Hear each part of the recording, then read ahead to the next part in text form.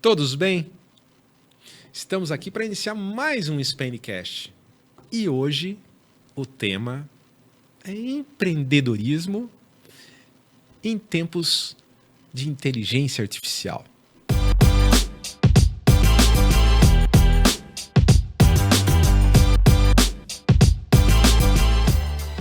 E eu tenho um amigo aqui que, tem uma experiência fantástica para compartilhar com a gente, o Vahid.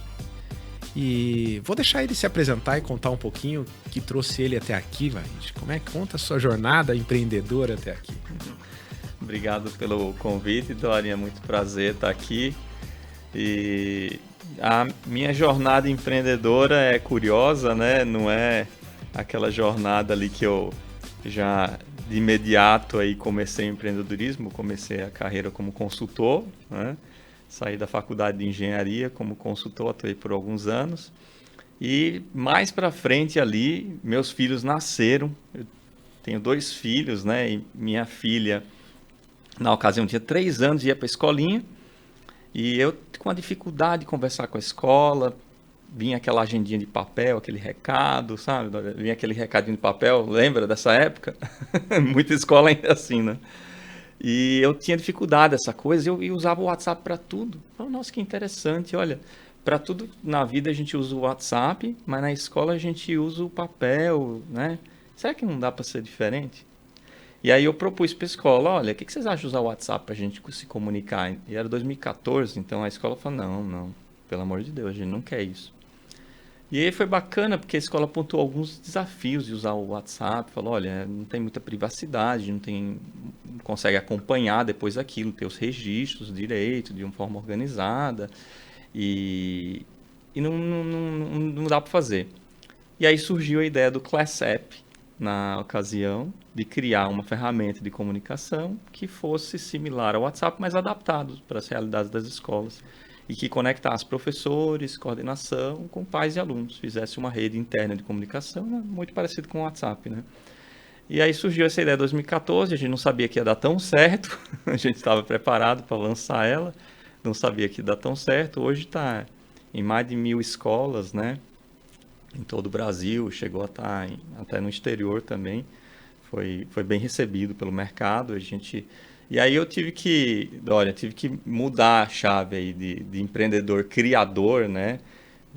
De pensar em uma solução, num problema, resolver ele, para um empreendedor gestor, um líder que conseguisse contratar pessoas, apresentar a visão da instituição, da empresa, para a equipe, empoderar as pessoas para criar isso. Essa transição aí eu vi algumas transições aí, essa organização hoje tem cerca de 100 colaboradores, a Classap. Já hoje eu não atuo mais como CEO, estou como conselheiro, já teve, né, um novo sócio, já adquiriu, né, participação do negócio, então eu também estou no momento agora de ver novos negócios, estou com tempo também, por isso estou aqui. Então, estou nesse momento já de olhar um pouco também a minha trajetória e refletir um pouco dos meus aprendizados, né? O que foi, né? Que foi ponto marcante? O que foram características empreendedoras? Como a gente pode passar isso para outras pessoas? Tanto o tema de liderança quanto o tema de empreendedorismo, né? E aí tem esse contexto também atual, que é o contexto da inteligência artificial, que a gente não pode esquecer, né? O contexto é o nosso país, né? A economia que a gente está, é o mundo, e também essas mudanças que acontecem hoje, né, no comportamento. Ô Vahid, agora a nossa pergunta, nosso papo aqui é dizer assim, bom, empreendedor, né? O líder, né? Primeiro eu digo o seguinte, você tem que ser líder de você mesmo, empreendedor de você mesmo. Seja na sua empresa, seja na sua família. Quando você acorda de casa e você começa a tomar as escolhas suas do dia, você está sendo líder de você mesmo. E ser empreendedor só está no contexto que você é empreendedor com algum propósito, que você está enxergando alguma coisa, né? Algumas vezes por necessidade, outra por prazer, mas muito por necessidade, né? Hoje em dia é muito, você vai, vou empreender porque eu preciso fazer alguma coisa, eu tenho que... Tá? Me conta um pouquinho sua visão do empreendedorismo aí e do líder de si mesmo. São todos temas muito interessantes, né, Dori? Eu acho que a gente está falando de empreendedorismo no contexto de inteligência artificial, né? E no cenário desse. Então, acho que uma coisa que vale a pena lembrar é que essas habilidades empreendedoras, elas cada vez vão ser mais necessárias.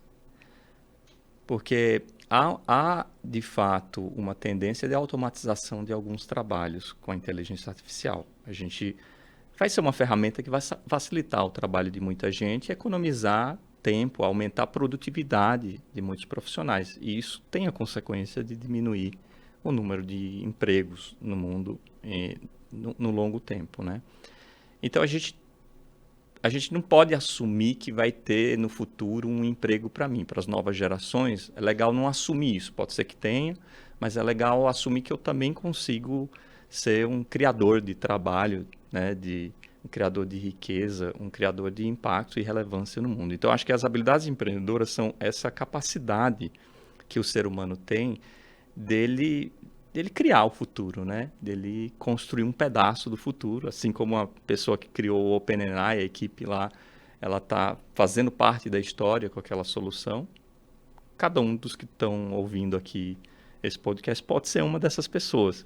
Não precisa ser algo grande, pode ser algo que é necessário, uma ferramenta, algo útil para a sociedade. Então, assim, as capacidades empreendedoras são necessárias. E aí foi bem lembrada essa questão. Você pode empreender onde você está, no trabalho que você está, em qualquer lugar.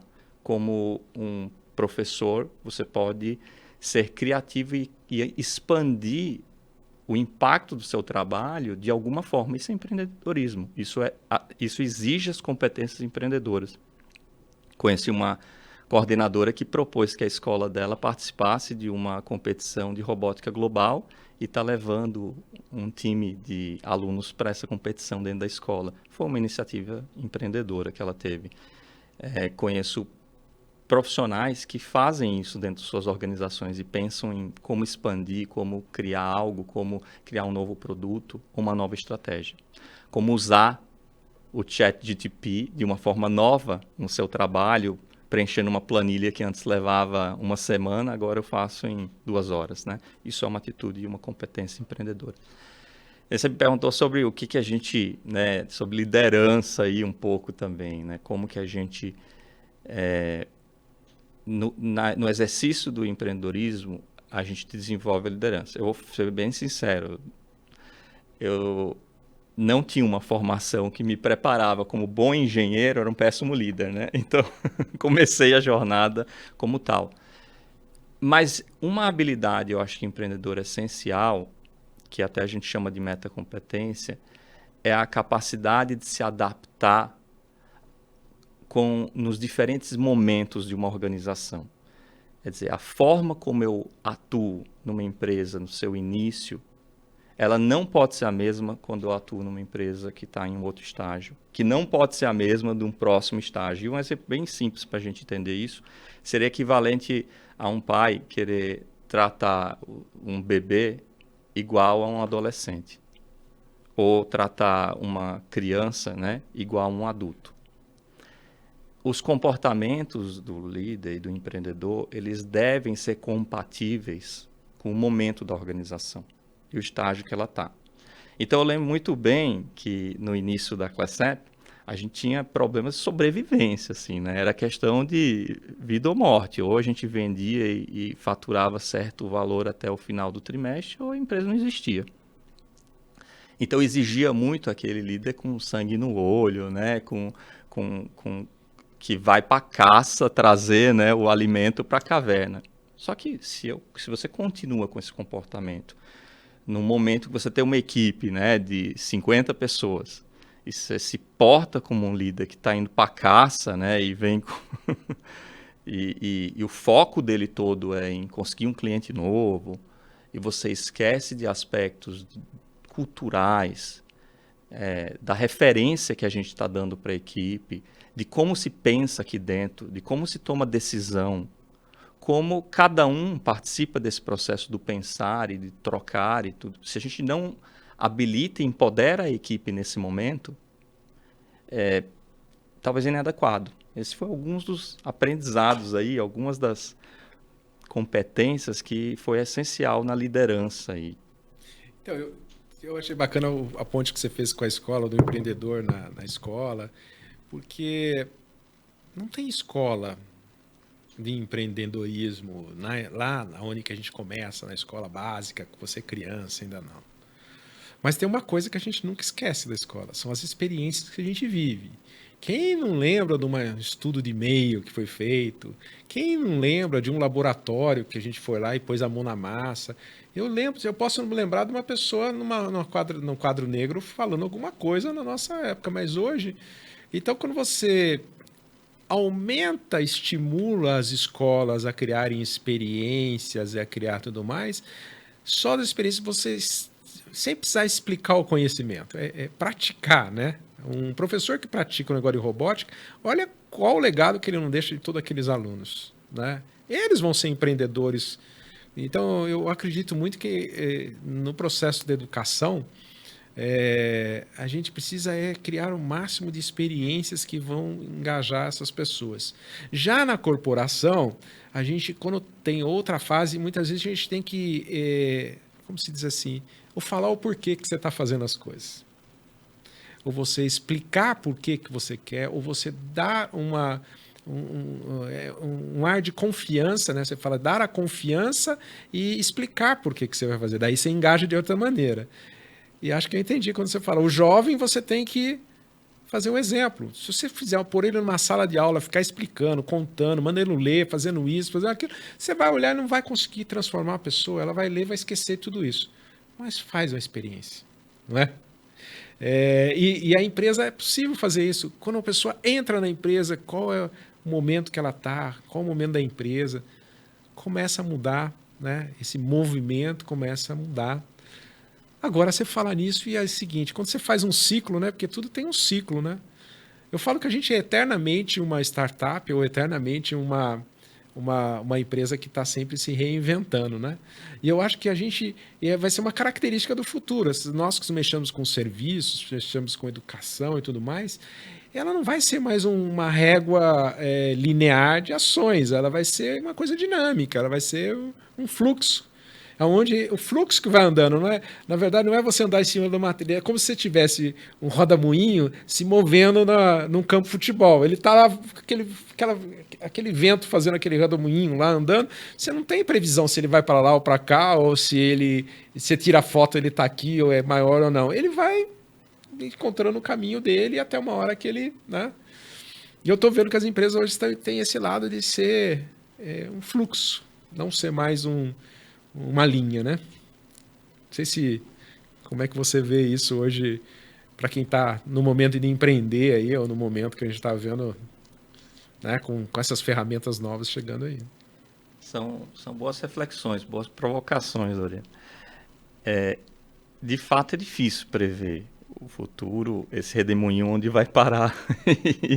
E ninguém tem bola de cristal, e a certeza que a gente tem de toda a previsão é que ela, em geral, erra mais que acerta, né? Então, mas algumas coisas eu acho que são referências interessantes, que eu vou compartilhar com você o que me ajudou a dar um pouco de direcionamento num cenário incerto.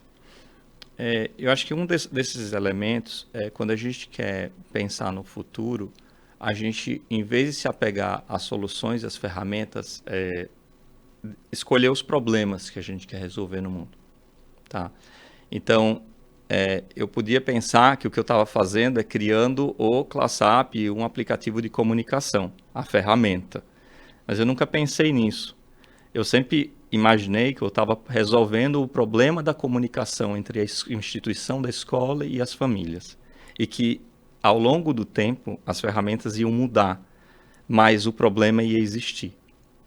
Então, quando a gente sabe que um problema vai continuar existindo no futuro, e a gente dedica a resolver esse problema, a gente entende que a gente vai começar com uma pequena solução, essa solução no início vai ter essas características. O mundo vai mudando, o problema permanece e a gente vai se adaptando e continuando a resolver esse problema que a gente escolheu da melhor forma possível.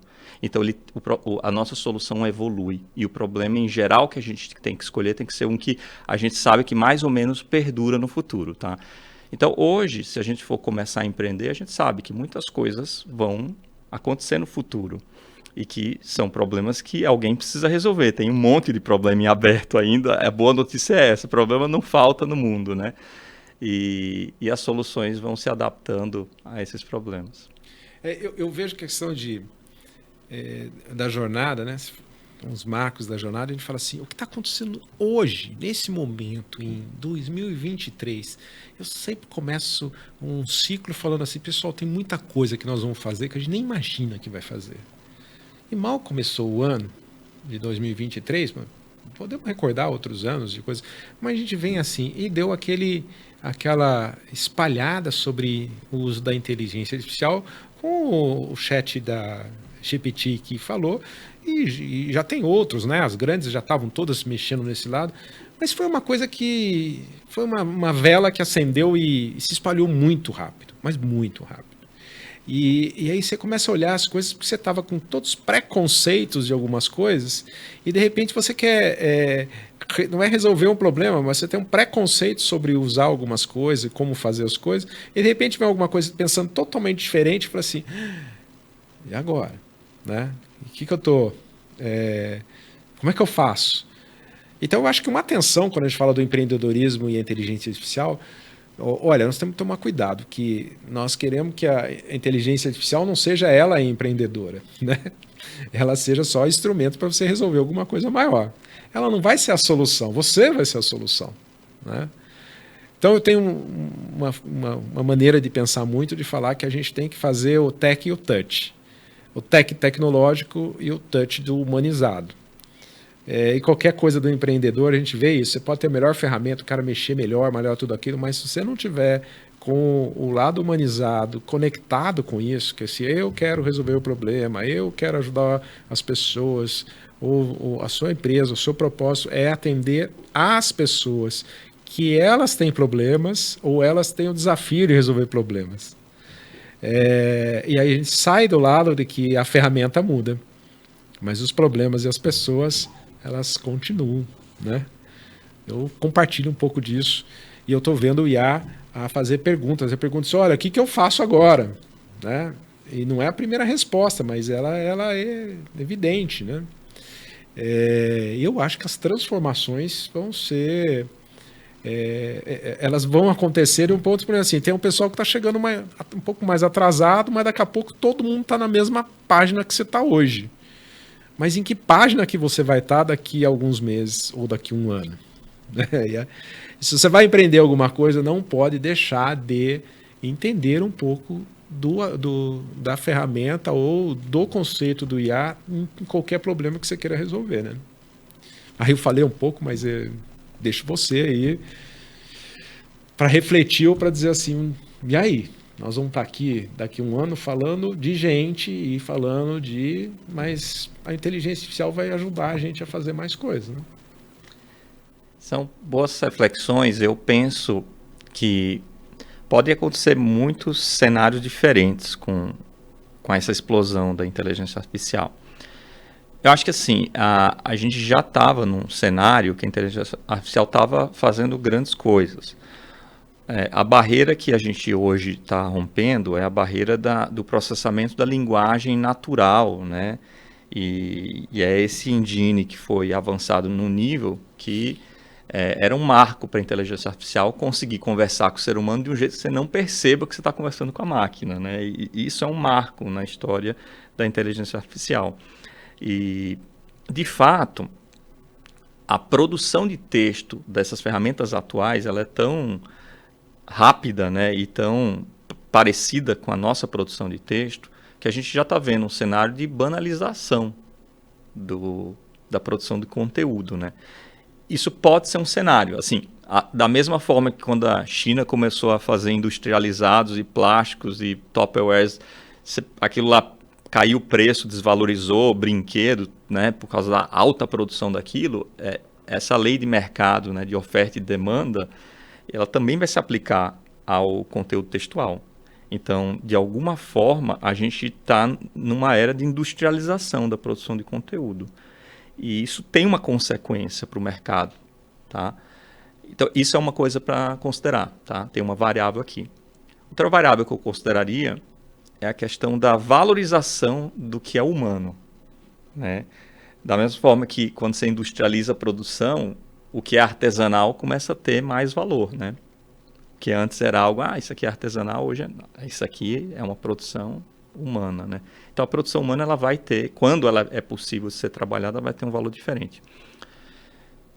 E tem um elemento aqui que eu acho que vale a pena a gente mencionar, que é uma competência que vai ser cada vez mais difícil de exercer, que é a habilidade de discernir e fazer a análise crítica de um conteúdo, de um texto. Essa análise crítica vai ser mais necessária nos profissionais do futuro, porque eles vão ser mais sujeitos a acessar uma informação, um conteúdo que não seja verdadeiro. A gente já sabe que é um dos desafios da inteligência artificial, ela nem sempre acerta, né? Ela às vezes fala algo que parece verdade com autoridade, mas não é. Então, hoje a gente já pode se preparar para essa realidade futura que a gente já imagina aí, né? Que vai ter mais conteúdo, que o humano vai ser valorizado, sim, e que eu vou precisar discernir entre uma informação verdadeira ou falsa com critérios de análise crítica. Vou ter que fazer uma leitura crítica de tudo que eu faço. Um tema aí para quem quiser pesquisar e que eu recomendo é como que eu faço o discernimento entre um texto com fatos e um texto com narrativas, né? Quer dizer, a gente sabe que a narrativa é uma construção, né, em cima de um texto, né? E tanto a inteligência artificial pode fazer uma narrativa, quanto um ser humano com intenção, né? Então, a gente ter essas capacidades, né, que são metacapacidades, estão por cima do que é hoje a formação básica, né, que a gente tem na escola, vai ser muito útil. Então, hoje a gente pode começar a se atualizar, sim, se preparar para esse futuro. Eu vejo isso, porque eu acho que a forma de linguagem entre nós, pessoas, vai mudar, né? Ela já estava mudando, né? Porque tinham perguntas que a gente usava, onde que fica tal lugar, qual o telefone, liga lá e faz isso. Várias coisas que eram perguntas. Você sabe qual que é a população de não sei... Perguntas mais de geografia, de história, de fato. E aí o outro vira para você e fala assim, vai lá no Google e pergunta que ele vai te dar a resposta mais precisa, né? Porque se eu tivesse que não soubesse responder, eu vou lá, procuro e respondo para você. E muitas vezes quando alguém pergunta e quer ouvir você falar de alguma coisa, ele quer saber se você está falando certo. E a chance de você estar falando certo, né, ter mais profundidade, quando você analisa, quando você vai na inteligência artificial, a inteligência artificial você vai tirar uma vantagem em relação a você. Então vai haver um distanciamento, né, entre aquele cara que realmente tem o domínio de um assunto e o que a inteligência faz. Então eu vou conversar com o seu, pergunto e tenho aqui a resposta da inteligência, eu vou ver, mas aqui, né? Então tem que tomar cuidado para a gente não ficar menos inteligente, né? Não é menos inteligente. Eu digo que é assim, a maneira da linguagem entre as pessoas vai mudar, porque tem perguntas que não vão caber mais. O filho perguntar alguma coisa para você, eu lembro que perguntava, o pai, o que é isso? Mãe, o que é aquilo? E a gente ia lá atrás, olhava e dava a resposta que vinha na nossa mente, porque a gente estudou e tudo mais. Hoje não tem mais esse diálogo, né? O que você vai perguntar agora, na verdade? Então vai mudar o diálogo. Então vai ter que ter um diálogo mais humanizado. Como é que você está se sentindo? Como é que está o seu bem-estar? O que você imagina disso? Qual o impacto? O cérebro, os diálogos vão começar a não tratar de conhecimento, mas sim de habilidades em conviver no mundo desse, não é? Talvez seja essa a percepção entre inteligência artificial e como é que nós vamos nos comunicar, né? Uhum. Na prática, quando a gente está trabalhando em equipe, e na equipe tem pessoas que a gente quer dividir as tarefas com essas pessoas, a gente, em geral, quer saber o que cada um sabe fazer melhor e ver, olha, o que você sabe fazer melhor, eu sei fazer isso, tudo, e a gente divide as tarefas, né?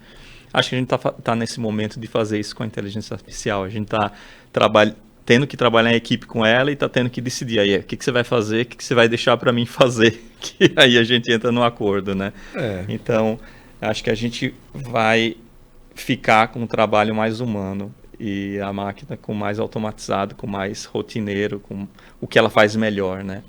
Então sempre foi assim, né? A gente está usando a tecnologia para o que ela faz melhor e deixando o que ela faz pior para a gente. E uma das coisas que ela faz pior é diferenciar a verdade da mentira, né? Uma boa reflexão, né? O que é fato, o que não é, o que importa ou não, né? Bom, o nosso programa é esse, nosso papo, acho que deixando um pouquinho de reflexão aí do empreendedorismo é alguma coisa que tá na gente, você percebe nas pessoas e descobrir que começa lá na escola e tudo mais, que você pode ser um empreendedor a vida toda e tem que estar alinhado hoje que com tanta tecnologia e tanta comunicação, qualquer coisa que você empreender, uma pitada disso você deve ter, ou uma consulta disso, né? Ou saber pelo menos que essa ferramenta usa. A mesma como você teve lá atrás de olhar o WhatsApp.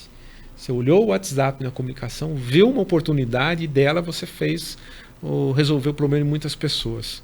Nós estamos no momento, se fizer um paralelo, da IA chegando na forma dessa linguagem num momento parecido de oportunidade. E não são muitos que podem ter visto hoje, mas eu tenho certeza que quando você estiver assistindo aí, muitos mais já vão ter experimentado. E a diferença que está acontecendo é que o tempo entre os começarem a fazer e muitos fazerem é muito pequeno, porque ele anda muito rápido. Então, quer dizer, corre, né? Ou faz a coisa não ficar só dentro de você, expande, né? Expande. O Expandcast é trazer o propósito de expand. Bom, deixa sua colocação aí, finalizando, o que você quer deixar uma mensagem aí para esses ouvintes, empreendedores? Então, num momento realmente especial, né? A provocação sua foi feliz aí. Tem muita coisa ainda para ser resolvida, e a gente está assim num momento de mudança, né? A gente sente, né, que está num momento que tá surgindo muita coisa nova, que tem várias implicações aí para esse futuro, né? E estimulo sim o pessoal a pensar criativo aí, querer pensar em ideias novas, querer fazer coisas diferentes com tudo isso que está disponível aí pra gente, né? No final, tudo isso é para melhorar a vida das pessoas. Então, começa com o ser humano e o fruto, o propósito, no final é ser humano e não inovar por inovar, né? A gente tem um propósito, um sentido para fazer isso, né? Eu sugiro sempre pensar nisso, né? Por que eu estou fazendo isso, né? E é para a gente ter uma vida melhor, né? Sem dúvida. Bom, quero agradecer a presença, esse papo. Vamos ter outras oportunidades, acho que isso não para, é um fluxo. Podemos ter outro Expandcast, vamos trazer outros temas para conversar aqui. Vamos. Convido a todos a assistir os outros episódios nossos. Sempre tem alguma coisa que a gente está buscando compartilhar com vocês conversas dessas que podem gerar insights para vocês na sua empresa, nos recursos humanos, na sua vida, enfim. Muito obrigado. Meu prazer. Obrigado a todos.